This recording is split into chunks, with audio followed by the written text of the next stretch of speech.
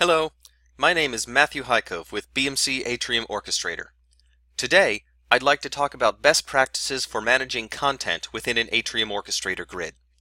By managing content effectively throughout its lifecycle, we can reduce the disk space Atrium Orchestrator consumes, speed up certain operations, and make it easier to understand and manage the adapters and modules for all users.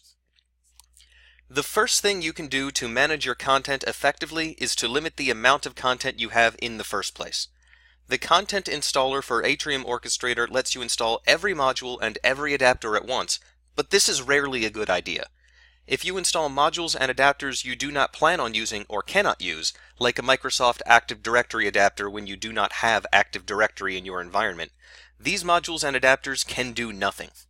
Even if the disk space they consume in the repository is negligible, they still appear in the repository manager, and Grid Manager and Development Studio still have to load them whenever you retrieve a list of content from the repository. By installing only what you need, you keep the repository's size under control, give peers in Studio less data to retrieve, and make it easier to review your available content. If you later find you need something you did not install, you can run the content installer again without a problem.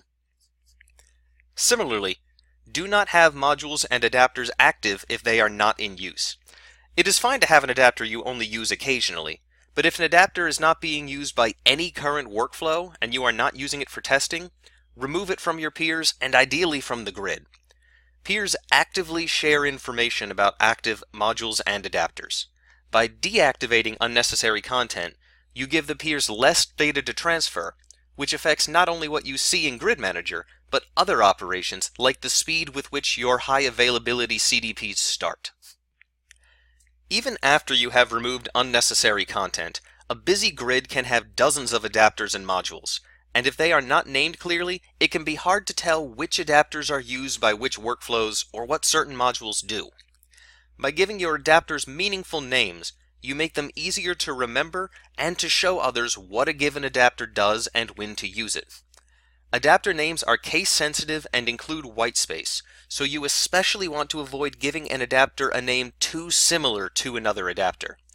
Pick an adapter naming scheme and apply it consistently so it is always clear which adapter you should use. Modules work the same way, but you can also specify a module's version when you export it from Development Studio, and that version can serve as metadata to explain something about that module. For example, you can flag a module as debug to say it has additional logging, or you can use a date stamp so you know which version of a module is the newest. Keep in mind that BAO sorts modules by their version rather than their timestamp, so your versions should always begin with some numerical component. As long as you avoid using underscores in your module versions, you can use any naming or versioning scheme that makes it easy for you to track what you need. This also makes it easier to review older modules to see what you need to remove. Any adapters or modules you put in the repository remain there indefinitely. Even if you install a newer version of BAO content, the previous versions stay in the repository. This is good if you want to have backups, but over time this can fill the repository with outdated adapters and modules, and you probably do not need several backup versions of a given module or adapter. Instead, delete the content you no longer plan to use. This frees space in the repository and, like opting not to install some content, gives Grid Manager and Studio less data to retrieve.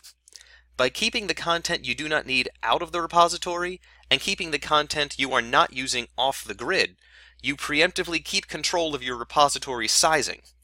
And by naming your modules and adapters meaningfully, you can prevent any confusion around what those modules and adapters do and what you should remove and when. Thank you. Have a nice day.